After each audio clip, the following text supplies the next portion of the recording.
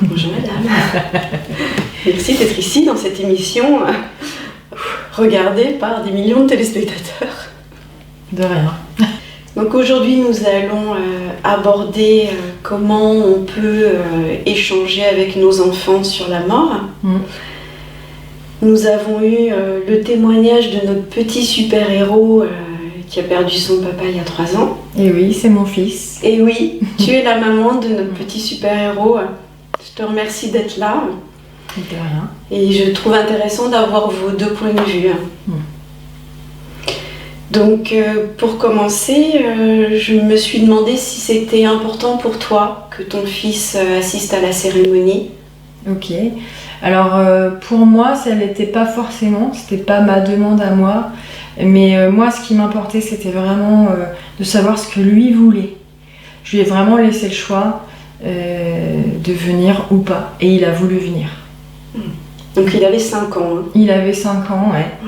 Et il a vraiment décidé de venir. Il voulait venir. Donc après, pendant la cérémonie, bien sûr, c'était quand même un petit peu impressionnant pour lui. Donc il était sur mes genoux.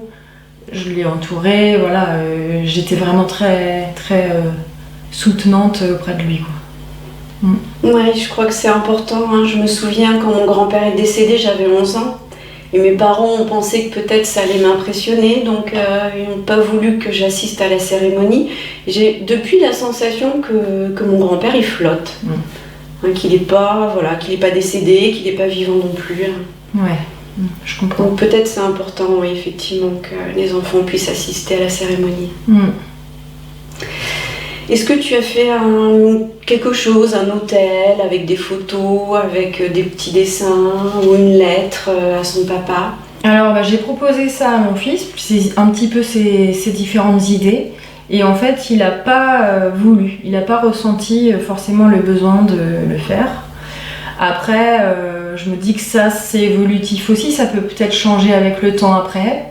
L'important pour moi, c'est de proposer et puis de vérifier régulièrement si il n'a pas besoin. Après, ce qu'on a fait aussi, c'est qu'il avait quand même dans sa bibliothèque un petit album photo avec les photos de son papa, enfin de lui avec son papa ou même de nous 3, mais qu'il avait déjà avant.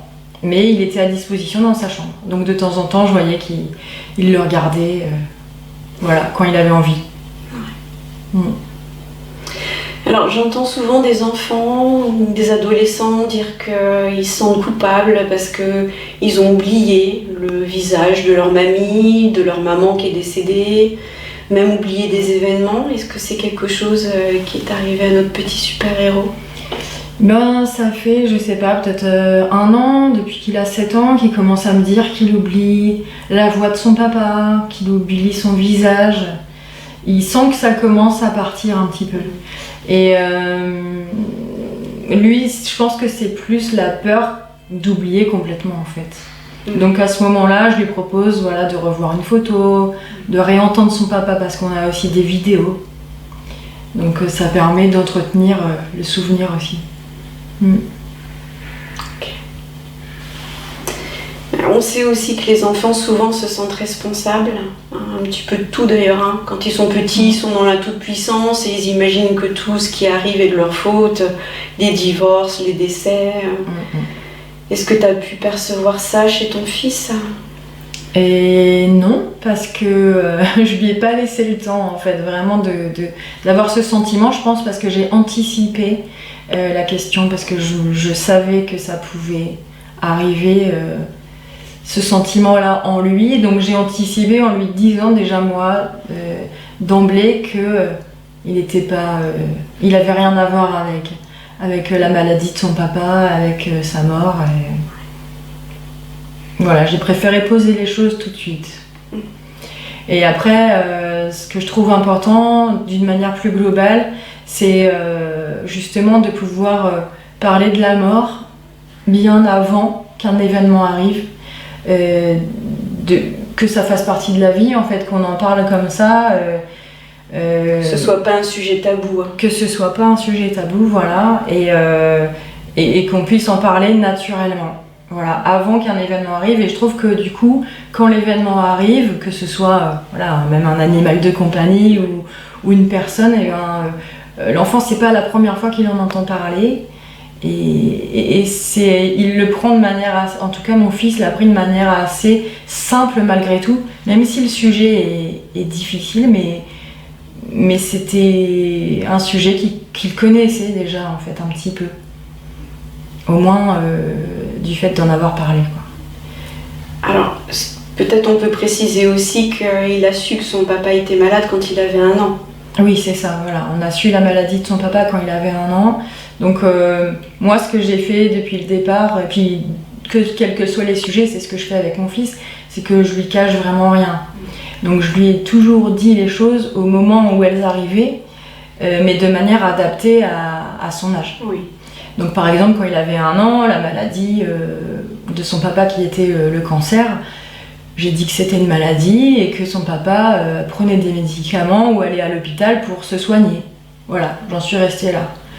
Et j'ai pas évoqué le fait que c'était une maladie très grave et qu'il pouvait en mourir, parce que là c'était trop tôt et puis c'était pas du tout adapté à son âge. Voilà, après avec le temps j'ai fait évoluer un petit peu les choses et quand il a eu 5 ans, quelques mois avant que son papa ne décède, je savais pas qu'il allait décéder, mais je pressentais sûrement quelque chose et du coup j'ai décidé de lui dire que la maladie de son papa elle était mortelle, qu'il pouvait en mourir en fait. Voilà, mais avec des mots simples. Et entre-temps, il a aussi vu des infirmières. Oui, voilà. Il y a aussi les infirmières qui sont venues à domicile, qui ont fait des soins. Et en fait, moi je trouvais important que mon fils, que notre fils soit là à ce moment-là, que ça fasse partie aussi de la vie et pas l'emmener dans une autre pièce à ce moment-là pour que il ne voit pas les infirmières, au contraire, il était là et puis en plus ça l'intéressait. C'est ce qui m'a toujours étonnée chez mon fils, c'est qu'il a toujours voulu être là et voir et comprendre. Et quand il regardait les changements de pansement, il regardait vraiment, quoi. Il s'intéressait, il s'est toujours intéressé et il a toujours voulu être là, même quand on a vu son papa à l'hôpital. Il a voulu être là, même s'il y avait des tuyaux partout, même si son papa il était dans un lit d'hôpital, il était là, il observait. Alors il fallait être présent pour l'entourer, même physiquement, mais il était là, il était présent et il a toujours voulu être là. Est-ce que tu lui as parlé de tes croyances? Parce qu'on a chacun des religions, des croyances différentes. Je pensais important d'expliquer ce à quoi on croit, si on croit à quelque chose. Oui, c'est ça. Moi, je l'ai fait, oui. Après, je me souviens plus trop à quel moment je l'ai fait. Et puis, c'était peut-être pas non plus par rapport à son papa au départ, quand on en a parlé. En fait, c'était peut-être aussi un sujet général, un peu comme la mort. Et puis, je me rappelle que mon fils, lui, il avait son propre mot. Quand son papa est mort, il a tout de suite dit que son papa, c'était un ange. Ah. Et ça venait pas vraiment de moi, parce que moi, je parle pas trop d'ange, mais lui, il a dit ça. Donc ça, c'était sa version à lui. Voilà, et puis ça, on en parle souvent aussi, même après, voilà, bien longtemps, là, ça fait 3 ans, ça va faire 3 ans qu'il est décédé, son papa, et aujourd'hui, on en parle dans notre quotidien. Il peut penser à son papa, il peut lui parler. Moi aussi, je lui dis des fois quand j'entends une chanson à la radio, c'était une chanson que papa il aimait bien. Voilà. Continue à vivre. Ouais, en fait, c'est à l'intérieur de ça. lui. C'est ça, exactement. C'est ça. Mais écoute, je suis touchée par ton témoignage et puis je te remercie. C'était vraiment très intéressant de vous avoir tous les deux, vos deux perspectives.